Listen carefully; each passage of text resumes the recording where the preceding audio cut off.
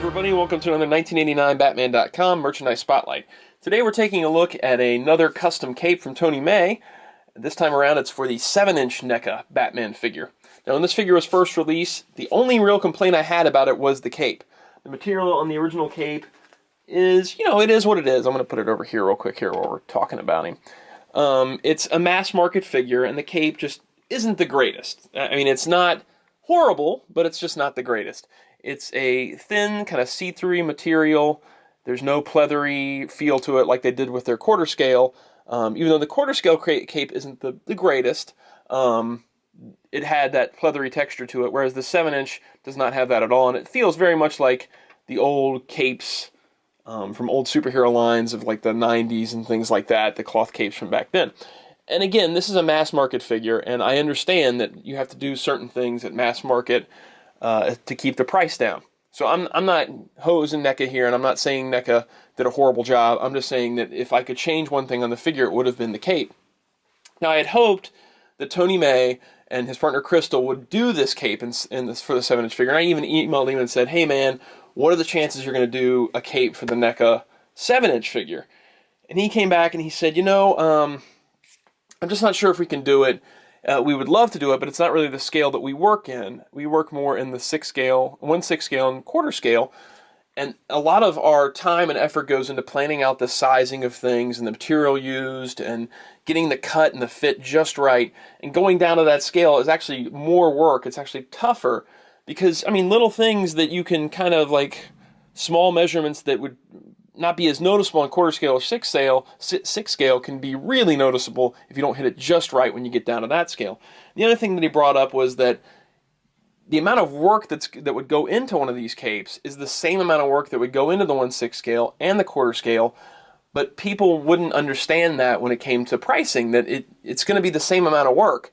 And so I started thinking about it more like a model builder. And say a person that builds models at 1/12 scale versus building them at 1/32 scale. Yes, the size is changing between those two scales, but the amount of work and the detail and the intricacy is going to grow as it gets into a smaller scale. But if you put those two things in front of somebody and you show somebody something this big, and something, say, like that big, they're going to think that this thing is going to cost a lot more than this little tiny thing. But even though the work of this little tiny thing may be more, they're not understanding that because it's just two different sizes. So you had a real dilemma in doing that because they wanted to do it, but it's just so much work for such a small item. But as it turns out, they did decide to do it. They got so many requests to do this cape that they did one run of the cape to test the waters and see how it went. And I'm really glad they did because this cape is awesome. This elevates this Batman to just being one of my favorites, if not my favorite Keaton Batman figure ever. And I have the Hot Toys DX09, I have the 18-inch, I have all the Kenner and the Toy Biz and all that stuff. But there's just something about this figure. I love this scale. I love NECA's sculpt. I love all the detailing I got into it. The price point is right. All those things. The only thing that was holding it back was that cape. And now that I've got Tony's cape on this, I just love this figure. I feel like I can pose it and move it around and do things with it, and I'm still getting such a screen-accurate costume, and I don't feel like I've got to handle it with kid gloves like I do the Hot Toys figure. And it's just a perfect representation of Michael Keaton's Batman, in my opinion, now that it's got this cape. Let's talk about this cape here. It's got this nice pleathery texture. Tony, it's a different material than the Hot Toys capes he's done, because you can't really use the same material stepped down because that patterning and things just wouldn't look right shrunk down like this. It's the same thing as that you face a lot of problems with in 1/6 scale customizing, in that, stitch lines and buttons and things like that look fine at normal scale, when they go down that small, they're going to look really weird and it's going to look too big. So he had to find a new material just for this cape to make it at this scale and not look like the crackliness was too big or that the threading was too big or something like that. So it was a really tough thing to find just this material for him.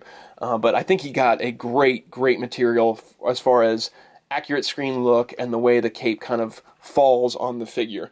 It just looks really sharp. The interior of the material, again, has a different feel to it than the outside does. As you can see, the outside has sort of that shiny, leathery look to it, and the inside has more of a material look. Now, the front panel, unlike the movie suit, is not leathery on the inside, and that's just because of this scale.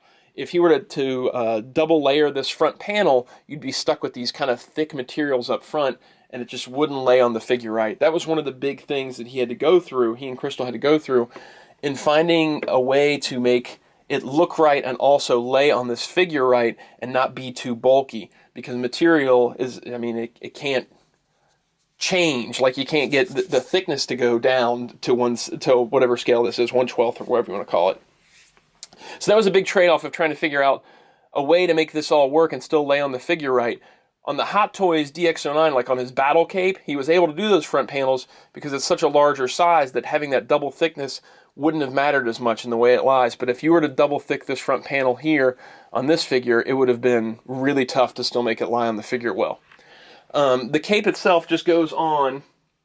You pop off the existing figure's head, and a lot of people have been asking how you go about doing that, and that's just you boil up some water, or hot water just out of the faucet if you get really hot water, or even maybe just a hairdryer on sort of a lower warm setting, just to get this head and neck area a little softer.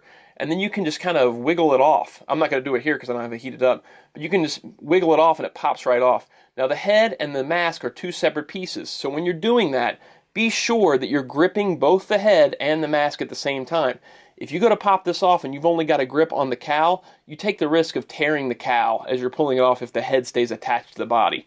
I hope I'm making sense of what I'm saying there. But when you grip it, just make sure you pinch it really good to make sure you're getting the head at the same time you're getting the cowl. See how mine's kind of making that noise? And it's moving back and forth. Actually, it feels like it might pop off just like this. Let me see if I can get it off here. I'm going to try and do it without boiling water. Oh, come on. There it goes. So yeah, it'll pop off just like that, and then you're left with a figure that looks like this. And then the existing cape isn't glued on or anything, you just pull that right off. And then Tony's cape is seated so that it'll just sit right on there. It has a small front panel, a flat front panel in the, sorry, I keep saying the wrong word. It has a squared off panel here at the front, and you'll sit that down and then put the cowl back on and just make sure that the symbol piece covers the square part where it has the opening here.